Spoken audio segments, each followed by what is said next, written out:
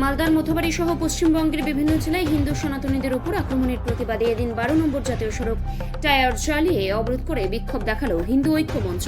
এদিন নদিয়ার শান্তিপুর থানার অন্তর্গত ফুলিয়া পেট্রোল পাম্প সংলগ্ন 12 নম্বর জাতীয় সড়ক অবরোধ করে বিক্ষোভ দেখায় তারা।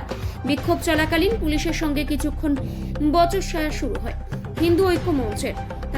তাদের দাবি প্রশাসন যতক্ষণ না পর্যন্ত সনাতনীদের উপর আক্রমণ করা ব্যবস্থা গ্রহণ করে আশ্বাস না দেয় ততক্ষণ এই বিক্ষোভ চলবে। পশ্চিমবঙ্গের বিভিন্ন জেলাতে সম্প্রতি মথুবাড়িতে যে জেহাদিরা রাষ্ট্রবিরোধী জেহাদিরা হিন্দুদের উপর যে আক্রমণ করলো, দোকান বাজার ভাঙচুর করলো, অগ্নিসংযোগ করলো, হিন্দুদের বাড়িঘর ভাঙচুর করলো, হিন্দুদের মারধর করলো, পুলিশ প্রশাসন নির্বিকার। ধিক্কার জানায় প্রশাসনকে, যে প্রশাসন কর্মীরা লেখাপড়া শিখেছে, বাবার খেয়ে স্কুলে লেখাপড়া শিখে বড় হয়েছে, তারা নির্বিকার থাকলো।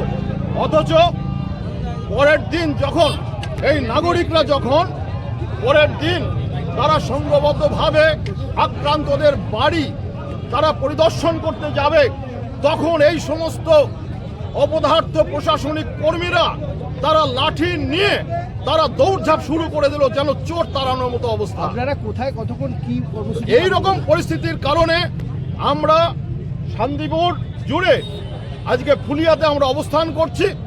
এই কার্যক্রম সারা পশ্চিমবঙ্গ জুড়ে হচ্ছে এবং আমরা আজকে প্রশাসনকে আমরা কান খুলে শুনে রাখতে বলছি, আজ হোক কাল হোক জেহাদিদের শেকড় আমরা উৎপাটন করবই করব। আজকে ফুলিয়ায় কি করছেন? করে আপনারা যতই জেহাদিদের মাথায় ছাতা ধরুন না কেন, আজকে কি করছেন? কর্মসূচি আমাদের জনরঞ্জন কেন্দ্র থেকে হিন্দু সমাজ হিন্দু ঐক্য মঞ্চের পক্ষ থেকে আজকে পথ অবরোধ করছে। কতক্ষণ পথ অবরোধ করবেন? আমাদের যতক্ষণ পথ অবরোধ আমাদের নির্দিষ্ট একটা টাইম আছে, সেই টাইমে হিন্দু ঐক্য মঞ্চ সিদ্ধান্ত নেবে। আপাতত অনির্দিষ্টকাল আছে।